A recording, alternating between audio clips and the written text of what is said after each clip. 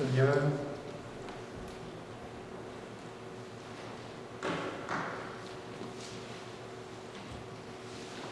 amène-nous, Seigneur, devant ta présence, Seigneur, et non pas en face d'un tombeau qui est vide. Car nous t'avons trouvé, Seigneur. Nous t'avons cherché de tout notre cœur. Et tu t'es laissé trouver. Aujourd'hui, on n'est pas devant un tombeau qui est vide. Parce que tu es présent avec nous. On t'a fait aujourd'hui. Christ est ressuscité. Bénis tes paroles aujourd'hui, la transmission de ton message. Ce message qui a changé le monde. Mon nom c'est Jésus-Christ. Amen.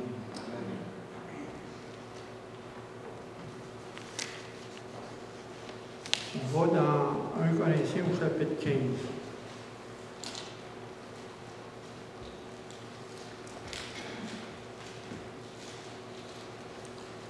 Le verset 1 à 4. Excusez, jusqu'à 7.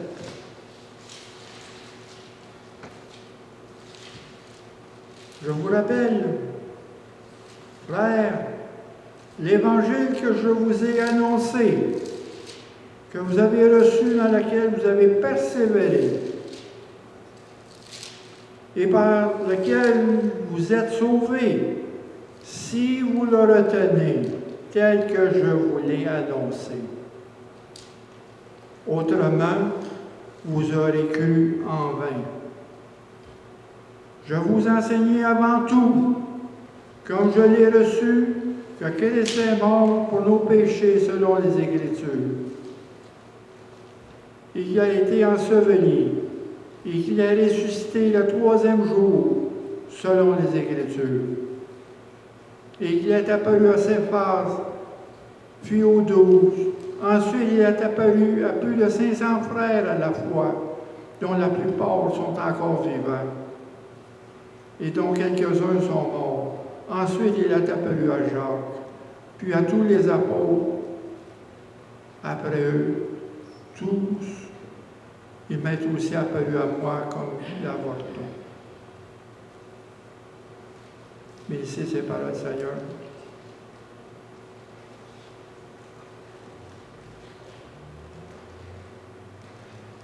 Bénissez, Seigneur, cet évangile qui nous a été annoncé.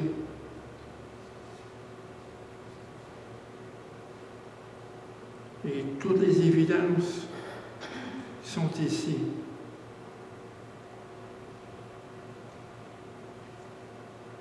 Déclarer que le Seigneur est ressuscité. Et il est mort et ressuscité.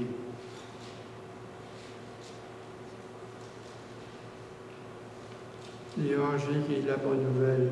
Mais, si on regarde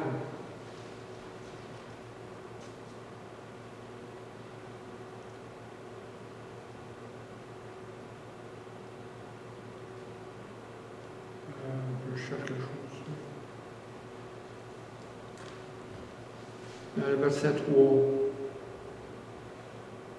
je vous ai enseigné avant tout. Avant tout. Ça apporte l'importance, la première importance de cette annonce. Que la résurrection et la mort de Jésus, c'est le cœur de notre foi. Le point central de la foi.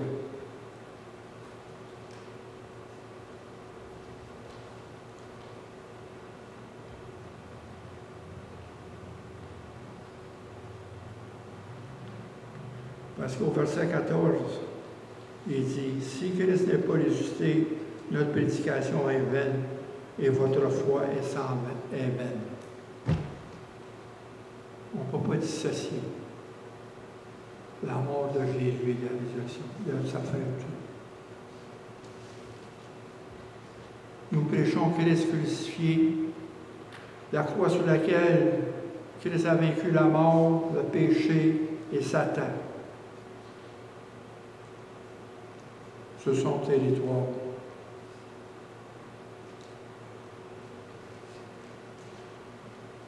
Parce que Jésus, quand on parle de son règne, c'est quand il va mettre la mort et Satan dans le lac de feu. Et après ça, son règne va être fini, il va tout remettre à Dieu le Père. Le règne est pour défaire Satan et le péché et la mort. En Christ, nous sommes vainqueurs parce que nous sommes ressuscités avec lui.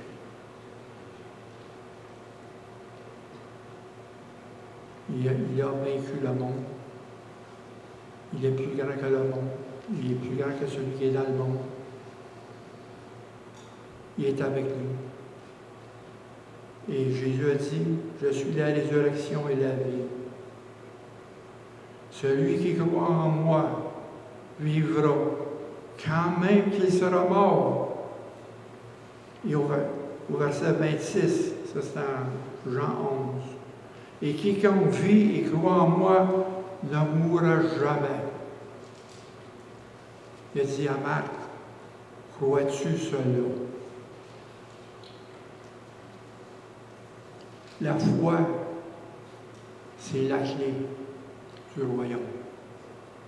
La clé du règne de Jésus en nous. Crois-tu cela? Tu ne mourras jamais. Quand on dit que Pâques, Pâques, c'est un passage. En grec, c'est paschia, ça veut dire passer au-delà.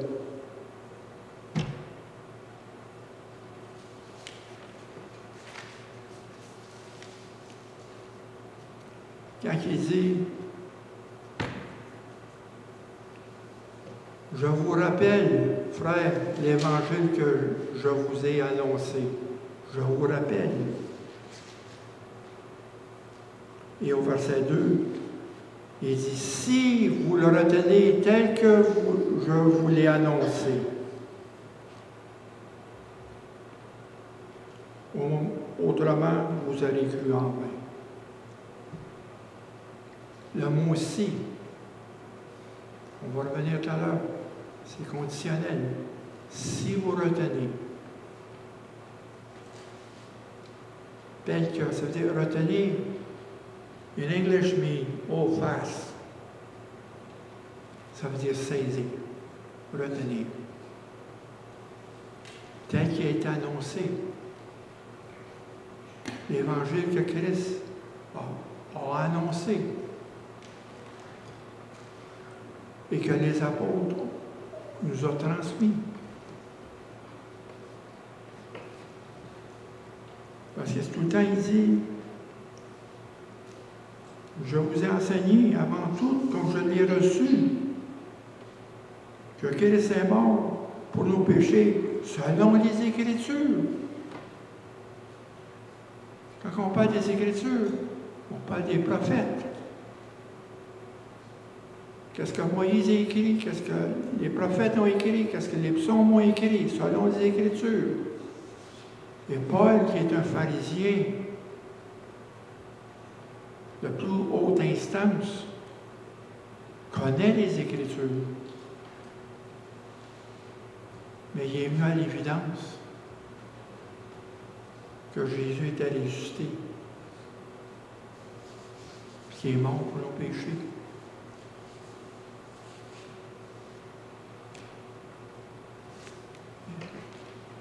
Et dans Isaïe 53, qu'est-ce que nous avons lu? Qui a cru à ce qui a été annoncé? Qui a reconnu le bras de l'Éternel? Verset 1, dans Isaïe 53. Christ est l'exécuteur du plan de Dieu pour le salut de ceux qui croient en lui. On parle du bras de l'Éternel. Christ est son bras. Et l'exécuteur du plan de Dieu pour le salut de l'humanité. que ceux qui croient en lui, tel qu'il a été révélé à travers le message de l'Évangile, notre foi est toujours liée à la parole de Dieu et à la doctrine des apôtres. Dans Romains 10, versets 16 à 17, mais tous n'ont pas obéi à la bonne nouvelle. Aussi, Isaïe dit, Seigneur, qui a cru à notre prédication? Tu sais, il dit la même chose tout à l'heure, ça c'est dans... Qui a cru à notre prédication? Puis là, dans ce qu'on a lu, qui a reconnu l'œuvre de l'Éternel? Jésus est venu parmi les siens ne l'ont pas reconnu. Il était rejeté par les siens, il était méprisé par les siens. Et ici, la foi, au verset 17, dans Romains 10, vient de ce qu'on entend. Et ce qu'on entend, c'est la parole du Christ. Ce que vous avez ici, là, que je vous ai dit, encore, la Bible, c'est une map. Et Christ, c'est notre boussole. Il faut mettre la boussole sur la Bible, sur la parole. L'Esprit du Christ est en nous. C'est notre boussole. Connaître le vrai Évangile.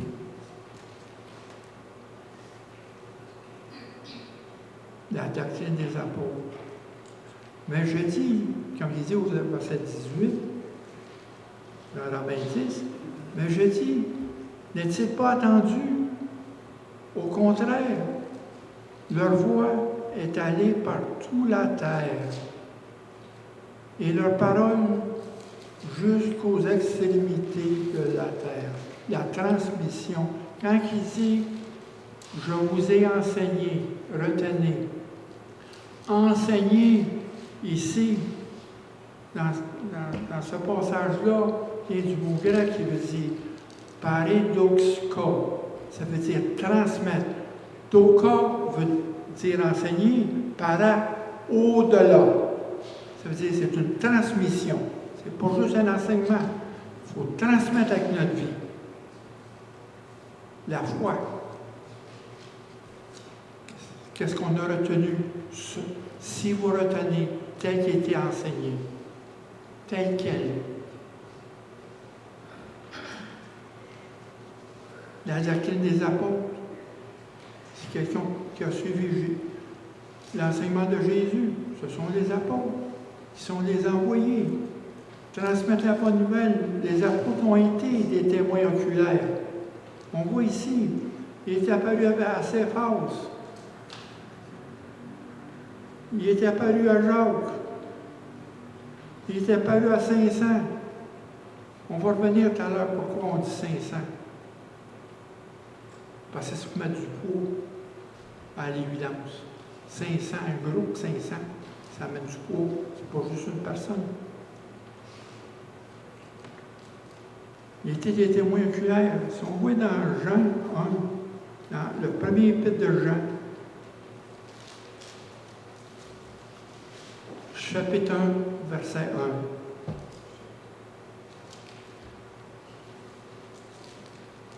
Ce qui était dès le commencement, ce que nous avons attendu et vu de nos yeux, ce que nous avons contemplé, ce que nos mains ont touché concernant la parole de la vie, car la vie a été manifestée, nous l'avons vue, nous rendons témoignage. Les témoins oculaires.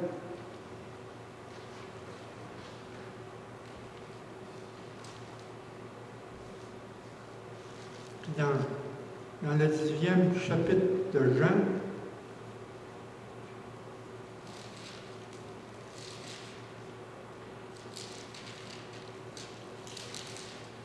chapitre de Jean, verset 35, verset 31. Mais ces choses ont été écrites afin que vous croyiez. La transmission a été transmise par la parole. Les choses qui ont été écrites.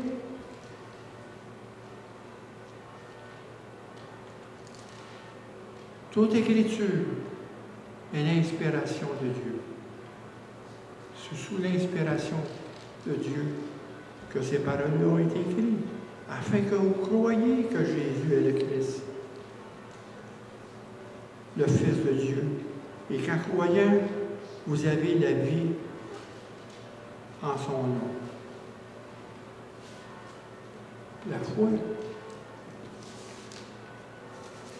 Pas besoin d'avoir les doctorats en théologie. La foi, Dieu vous l'a donnée à chacun de nous.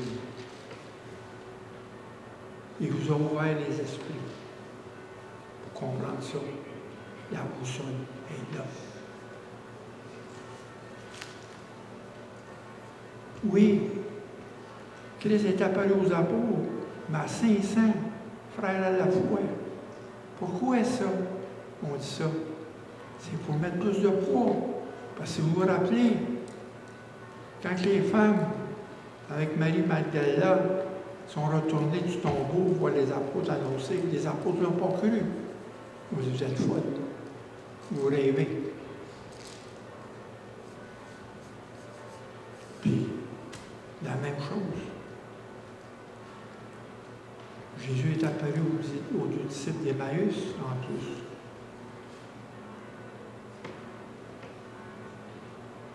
Et Christ a même mangé avec eux autres, pour montrer qu'il est ressuscité corporellement. Ce n'est pas un fantôme. Corporellement ressuscité, il a mangé avec les autres.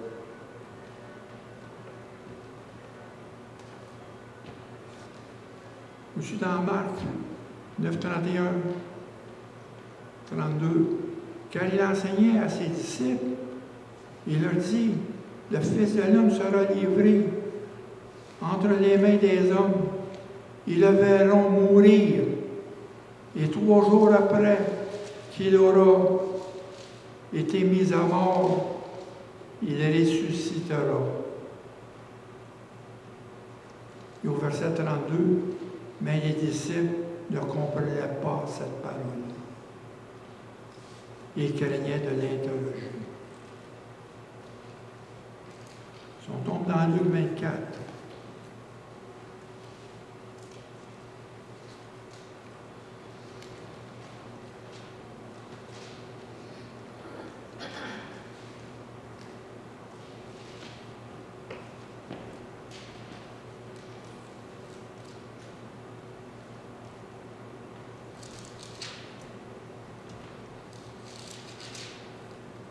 Verset 45.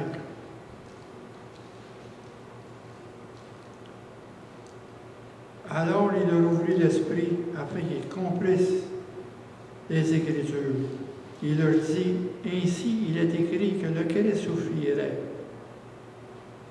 et qu'il ressusciterait le 3e jour et que la repentance et le pardon des péchés seraient prêchés en son nom à toutes les nations, à commencer par Jérusalem.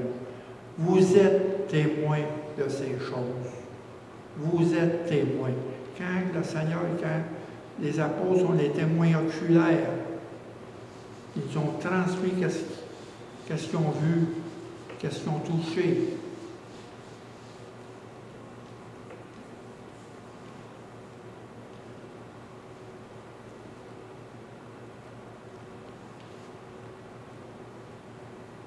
Puis au verset 44, il dit, puis il leur dit, c'est là que je vous disais, lorsque j'étais encore avec vous, qu'il fallait qu'il s'accomplisse tout ce qui était écrit de moi dans la loi de Moïse, des prophètes et dans les psaumes. Quand on dit tout à l'heure, selon les Écritures, Christ est mort pour nos péchés, selon les Écritures. Parce que Jésus est devenu réaliser le plan de Dieu, le salut pour les hommes, en celui qui croit en lui. Dieu, dans son amour, a ouvert le salut au monde. Il a donné son Fils pour que tous ceux qui croient en lui ne périssent pas, mais soient sauvés. Jésus a ouvert ses bras sur la croix et ses mains. Il a tout donné. Il était comme le Père, comme un père qui veut recevoir ses enfants, qui étaient perdus, qui revenaient à lui.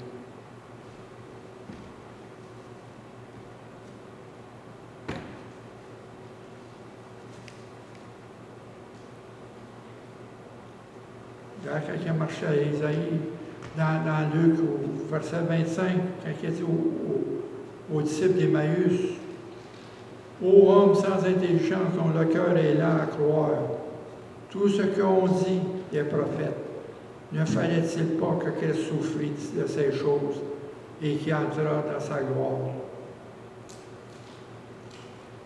Et commençant par Moïse et par les prophètes, il leur expliqua toutes les Écritures qui le concernaient.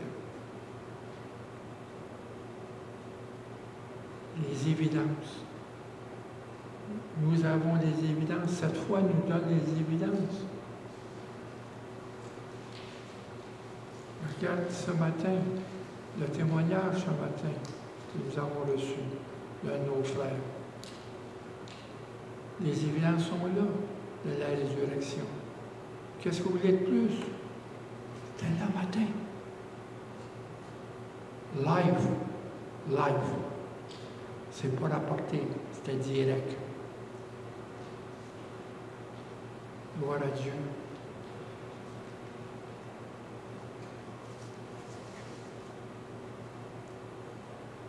La transmission, l'enseignement se répand aujourd'hui jusqu'aux extrémités du monde.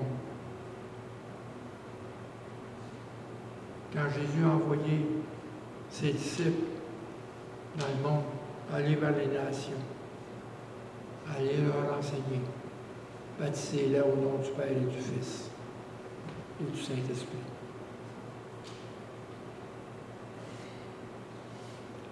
Je répète, dans Jean, verset 11, verset 26, et quiconque vit et croit en moi ne mourra jamais. Crois-tu cela? Et le Seigneur vous dit aujourd'hui, do you believe it?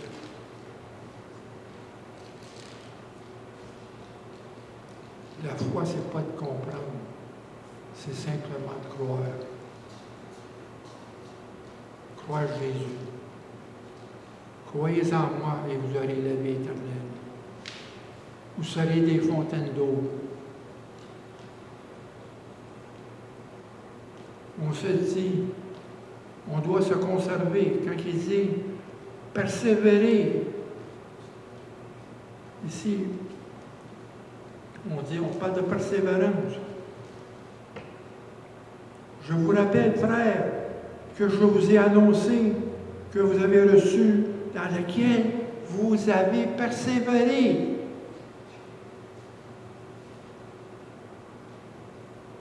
Persévérer, ça veut dire que vous avez pris une position et vous tenez ferme.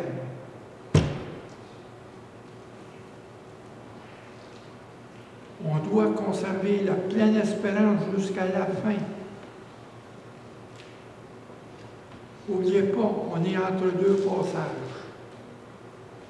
On est passé de la mort à la vie, et après ça, de la mort, on est passé à la présence de Dieu. On est entre deux passages. Il faut tenir entre les deux passages. Comme le peuple de Dieu qui a traversé la mer Rouge, a été délivré de l'esclavage des Égyptiens, mais il fallait qu'ils tiennent au passage du Jourdain. Ils n'ont pas tenu, tous sont morts dans le désert. La génération qui est sortie, tous sont morts. C'est pour ça, si vous retenez, le si est un conditionnel. Et il y a plein d'avertissements du danger de laisser aller. Si vous retenez,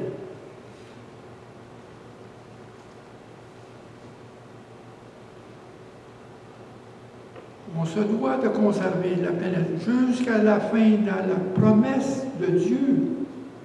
Dieu est fidèle. La fidélité de Dieu nous rassure de ses promesses. Notre foi se porte vers lui. C'est le travail de Dieu. Quand il commence en nous, il va l'achever. Je suis l'alpha, je suis l'oméga. Je suis le commencement, je suis la fin. Je suis la tête de l'Église et je suis l'angle, la pierre angulaire. Le commencement, la tête et la pierre angulaire.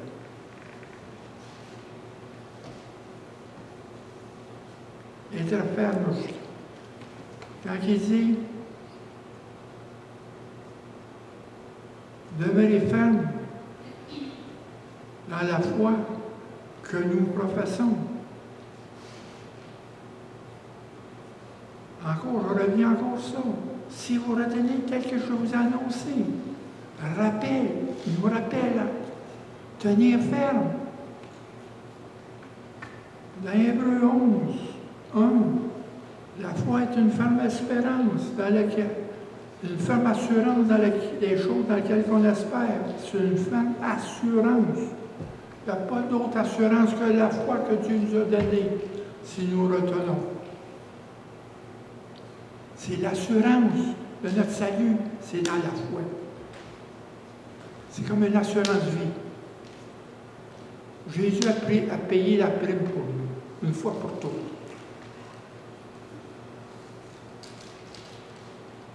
C'est une ferme assurance des choses dans lesquelles on espère, dans les promesses de Dieu. Car Dieu est fidèle. Dieu a prêté dans l'alliance qu'il y a eu dans le sang de Jésus. L'alliance, le sang qui était lavé de nos péchés et le sang qui était sur l'autel de Dieu. Et Dieu a prêté serment de fidélité envers nous. Nous avons dit à Dieu, nous allons marcher avec toi, nous allons avoir confiance en toi et nous allons obéir à toi. Tout le temps l'obéissance. Dans Hébreux 2, versets 1 et 3,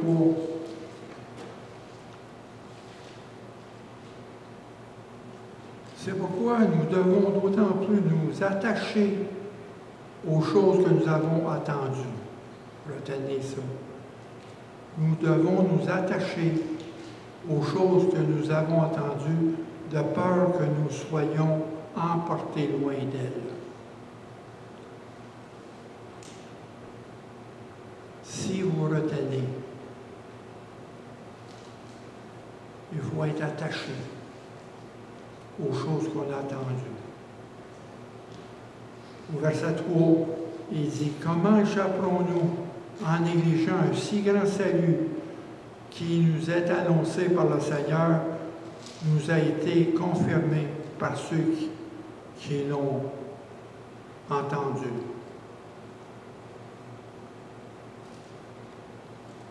L'Évangile apostolique a d'abord été annoncé par le Seigneur, puis confirmé par les témoins oculaires qui ont réellement vu et attendu et connu Jésus durant sa vie terrestre. L'Évangile a été proclamé non seulement en parole, mais avec puissance, avec l'Esprit Saint, avec une pleine persuasion. La Pentecôte, la puissance est venue sur l'Église, le départ de l'Église. Et de ferme jusqu'à la fin, car notre trajet débute le moment que nous avons reçu Jésus. Le moment de tenir Jésus, c'est là que tout commence. À ceux qui l'ont reçu et cru.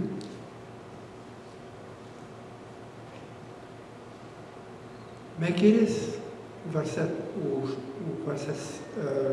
Hébreux 3, verset 6. Mais Christ l'est comme le Fils sur sa maison, et sa maison, c'est nous. Pourvu que nous retenions encore jusqu'à la fin la ferme confiance et l'espérance dont nous nous glorifions. Pourvu que nous retenions encore jusqu'à la fin. Il ne faut pas laisser les choses aller.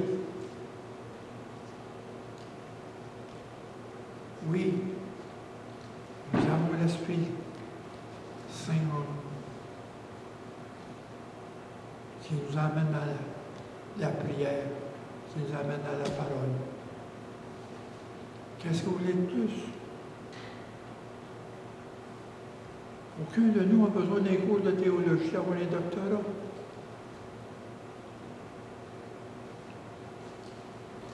Moi, je m'éloigne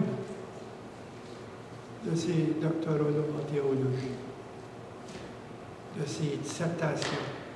Je m'éloigne de ça. Parce qu'on a tout ici. On n'a pas besoin d'autre chose que ça.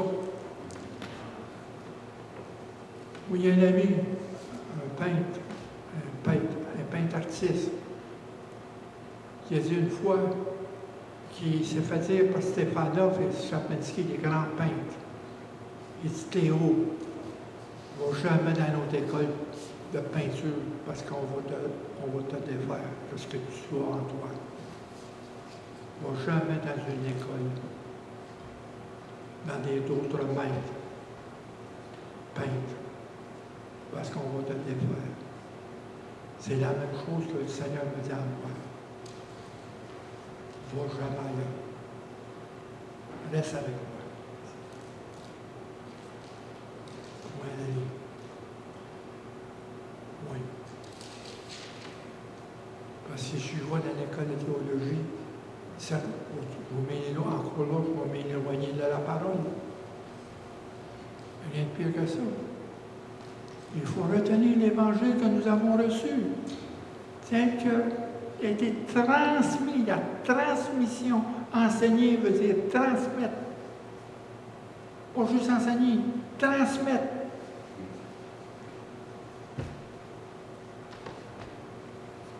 Ça, le Seigneur m'a donné un don pour ça.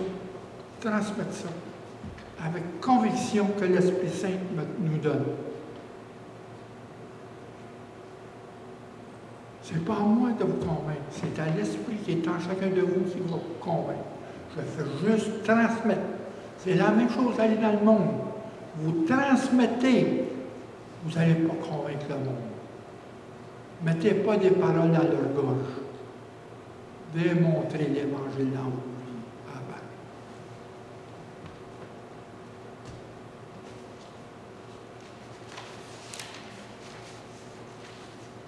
La foi est une ferme assurance.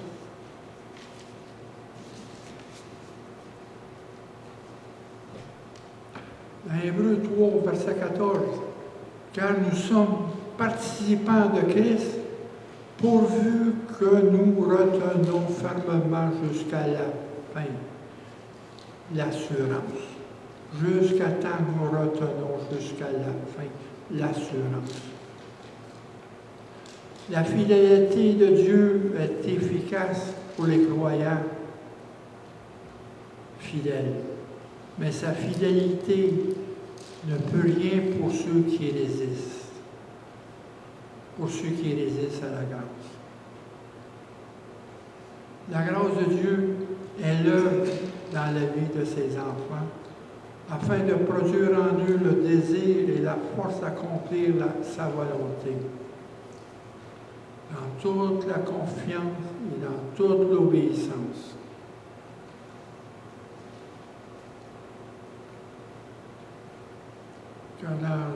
Quand il dit dans Philippe 1, verset 6, « Je suis persuadé que celui qui a commencé en vous, ses bonnes œuvres la rendra parfaite pour le jour de Jésus-Christ. »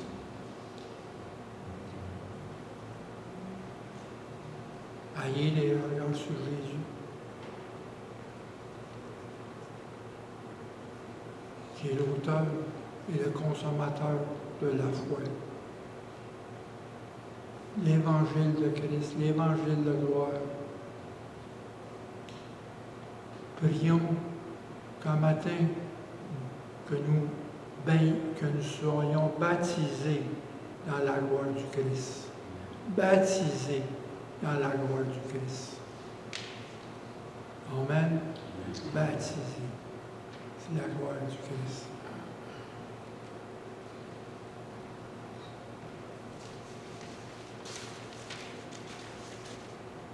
Et après ça, il dit, je vous ai enseigné avant tout, c'est la plus haute importance. Vous savez, j'avais écrit une lettre il y a 2 ans. Je vous ai dit, vous avez lu la Bible, vous en avez pris connaissance, vous en avez pris les interprétations.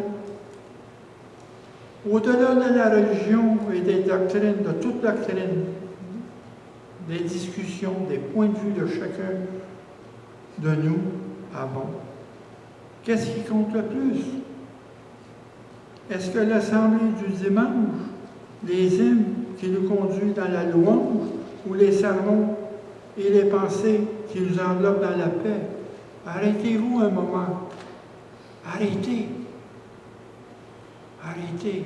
Be still. Arrêtez.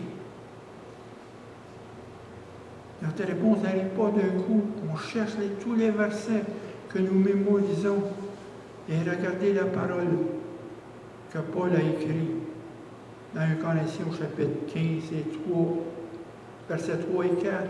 Je vous enseigné avant tout, le mot avant tout, de première importance, comme j'ai le reçu, parce qu'il est en haut. Il a reçu